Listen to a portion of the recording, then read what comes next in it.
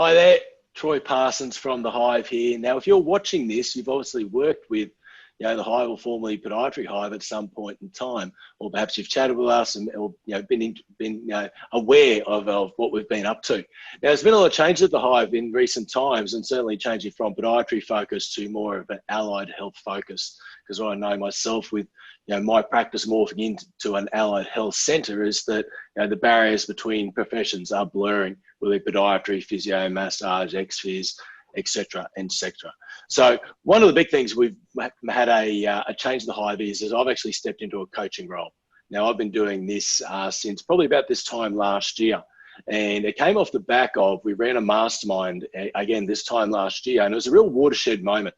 And I remember doing an exercise with the masterminders in the room, and I basically got them to put all their numbers down. We had revenue and expenses. We're looking at profitability and cash flow. And look, to be honest with you, I walked around that room and I was looking at the numbers that were before me, and I actually felt sick.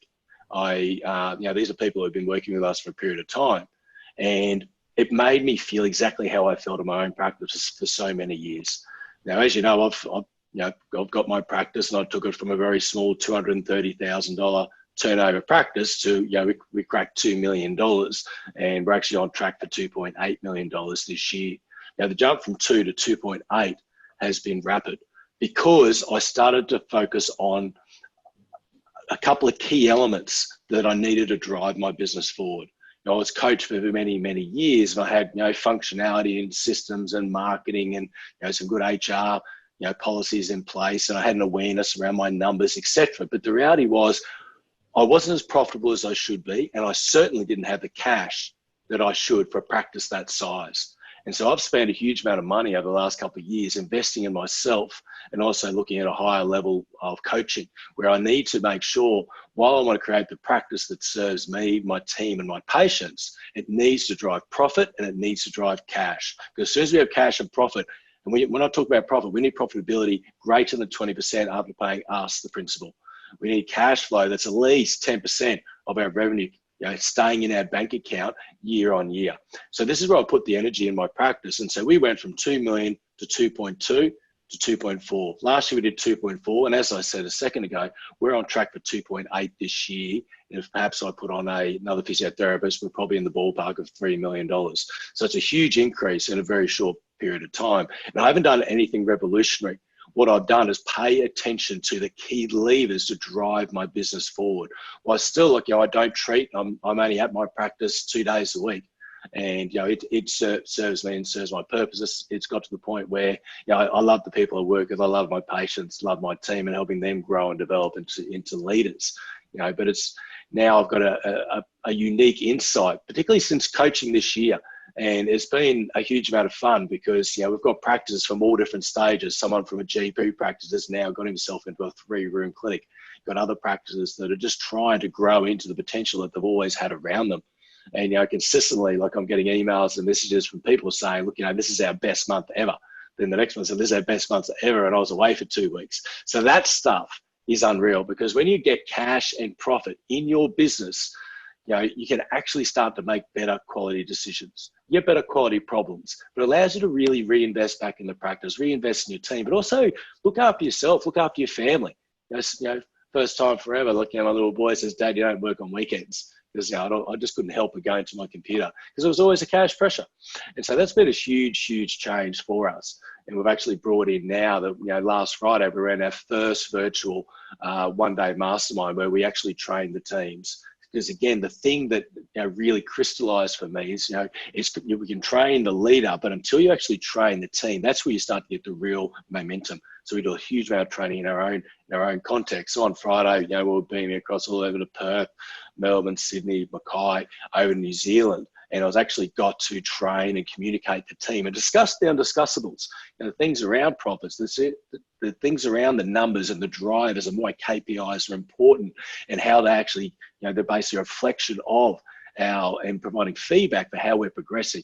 They're not necessarily the thing we target, but that gives us feedback. If we're doing the right things, we can actually have some meaningful conversations with our team members. So that was absolutely awesome. And so I basically want to reach out and just say, look, I would love to have a chat with any of you who are kind of thinking, you know what, I've been around coaching, I've been doing things in my business, but I'm still not where I'd love to get to. I've basically said that my benchmark when I start working with clients now is, whatever you invest with us, I want to deliver a 5 times return on that investment. And generally we're achieving that in less than 6 to 9 months at this point in time. So that's been pretty cool. And there's a key distinction I'm going to share with you. I was talking to someone recently, and I was talking about a $10,000 saving that we could find, just me helping them understand their numbers, understand their profit and loss, understand their balance sheet, understand their cash flow.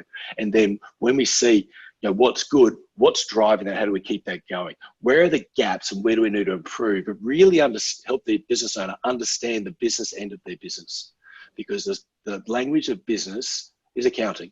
And unless we know our numbers, we're really, driving our car like it's a practice from here in Toowoomba to Perth, and we're not having a fuel gauge, a speedo, a sat nav, and hoping I'm going to get there and not run out of fuel. But anyway, so I was talking about this with this client about a $10,000 saving. I said, if we just rejig this, there's $10,000 that you will be able to save. And I explained that $10,000 goes straight to your profit. That's an extra $10,000. And he said, yeah, look, I know, but I just haven't got around to it. And look, this is a business doing about $1 million. And I said, does 10,000 not sound like enough? He said, well, it's not 100,000. I said, let me put this in context for you. So so this practice got a 10% net profit. It's profitability. So if 100,000 comes in, he hangs on to 10 grand. Now it's about $1 million practice. So I'm saying I can find you 10 grand and it will go straight to your profitability. Now you can make that phone call. We can rejig a few things and have a couple of conversations to achieve that. Or because he's someone who said, I need more patients, I need more patients, I need to get my funnel, I need to do my videos, I need a social media presence, and I need more patients, more patients, more patients. He had so many gaps in his funnel. I found we could plug that gap and save 10 grand.